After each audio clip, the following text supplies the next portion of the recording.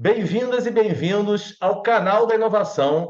Nesse episódio, estamos com a advogada Clara Toledo Correia, que vai falar sobre inteligência artificial e direitos autoral e de imagem. É um grande prazer ter você novamente aqui no canal para esse bate-papo hoje. Obrigado por ter vindo. Oi, André, tudo bom? Agradeço imensamente. De novo o convite, sempre é um prazer estar aqui com você e com a sua audiência.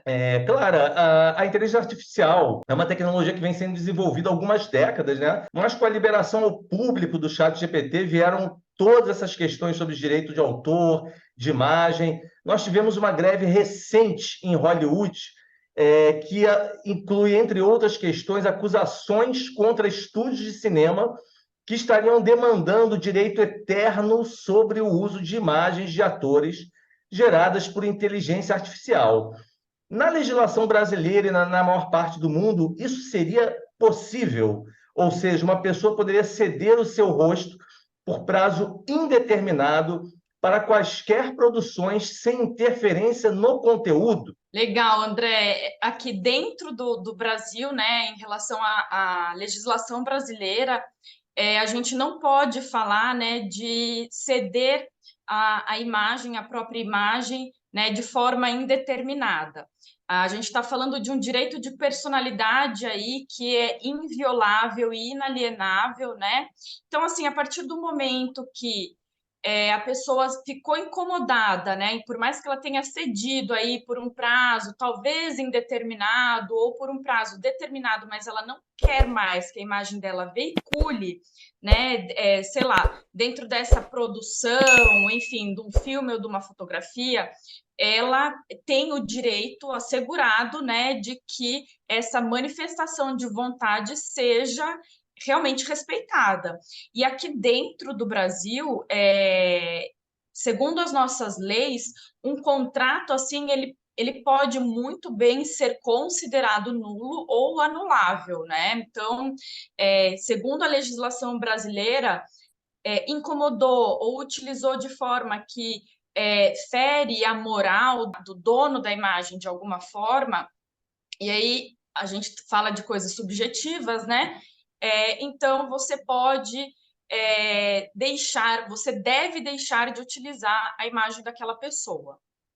É interessante, né? Porque isso também teria um impacto gigantesco na indústria audiovisual. Tem até um episódio recente da nova temporada de Black Mirror que aborda exatamente essa questão, né? Em relação ao direito autoral, a gente está vendo várias IAs criando textos, roteiros e até mesmo músicas e pinturas.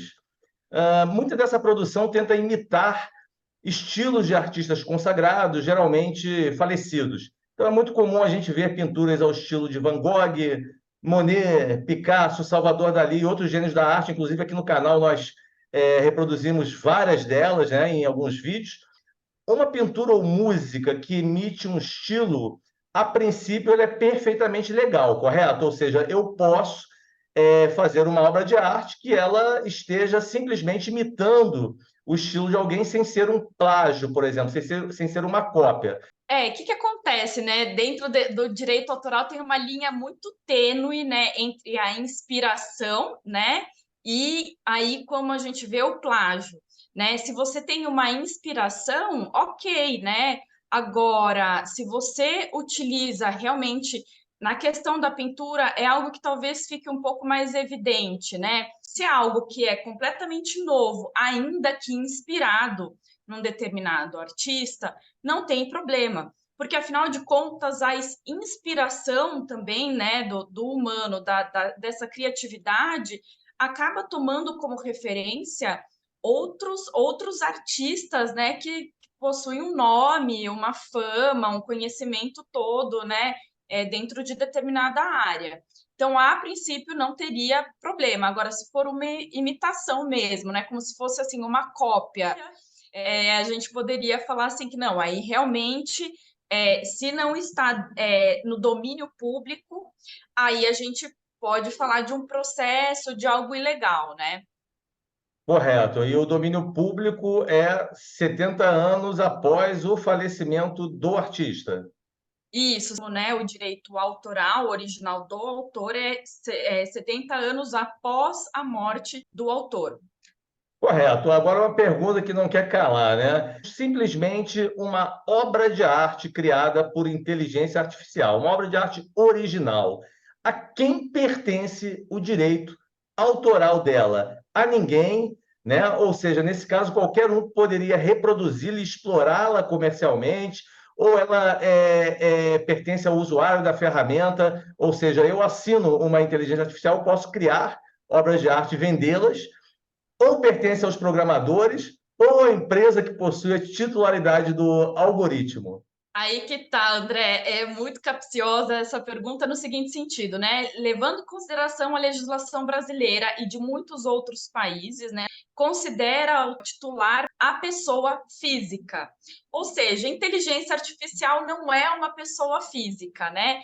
Eu fico pensando assim, na questão de, por exemplo, a inteligência artificial criar um plágio sem querer, porque afinal de contas ela só cria coisas a partir de coisas que já existem e que foram inseridas nela, digamos assim, né? Quem que a gente demandaria?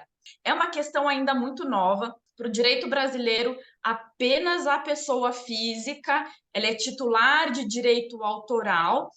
Em relação, por exemplo, à propriedade industrial e não intelectual, o Brasil também tem algumas divergências, né?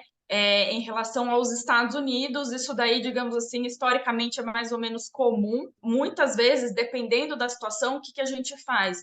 A gente acaba importando conceitos, né, quando se trata de uma ação judicial e ver se isso realmente se encaixa no fato e na legislação brasileira. E nós tivemos, na questão, na área da publicidade, a inteligência artificial também está em alta e, da mesma forma, gerando polêmica. Tivemos esse comercial em homenagem aos 70 anos da Volkswagen no Brasil, um comercial especialmente para os brasileiros, utilizando a inteligência artificial para um encontro de gerações. A Kombi e sua versão elétrica atual, andando lado a lado, dirigindo uma a Elis Regina e a outra a Maria Rita, mãe e filha cantando juntas. Nesse caso, houve, obviamente, consenso e autorização, mas eu poderia, por exemplo, pegar um artista falecido e recriá-lo digitalmente sem pagar quaisquer direitos à família para fazer uma exploração comercial? Então, tem que ver muito caso a caso, né, André? Porque é o seguinte, né? Se algum familiar vivo se incomodar, como se trata de um direito inalienável e irrenunciável, aí fica meio complicado. O correto mesmo é você não utilizar a imagem sem nenhuma contribuição para um herdeiro, se existe um herdeiro, né? Independente se são 70 anos ou mais da morte dessa pessoa. Tem que analisar muito bem caso a caso, e como se trata, né, de questão moral também, né, é muito subjetivo. Às vezes tem herdeiro que não vê problema, às vezes tem herdeiro que realmente fica incomodado, né? Então teria que ver caso a caso. Aí é uma famosa resposta de advogado, depende.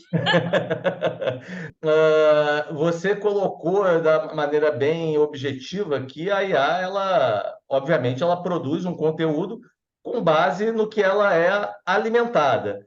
Mas a gente está vendo criação de inúmeros rostos, por exemplo, que são considerados artificiais. Obviamente que ele vai pegar um detalhe de cada foto de pessoas reais, por exemplo, para formar algo que não exista. É formado por tantas características de tantas pessoas que no final você tem uma criação de algo que não existe. Se alguém se sentir incomodado e dizer essa IA criou uma imagem que é o meu rosto, eu poderia entrar na justiça e dizer que isso foi baseado no meu rosto. Olha, é meio complicado, porque para você comprovar que foi realmente baseado no seu, exatamente no seu rosto, né?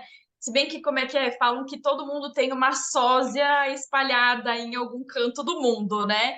Mas aí você teria que comprovar, né? E como que você vai comprovar? Assim, seria com perícia extremamente elaborada, extremamente custosa, né? Provavelmente vai ser aí um processo judicial extremamente longo, né? Enfim.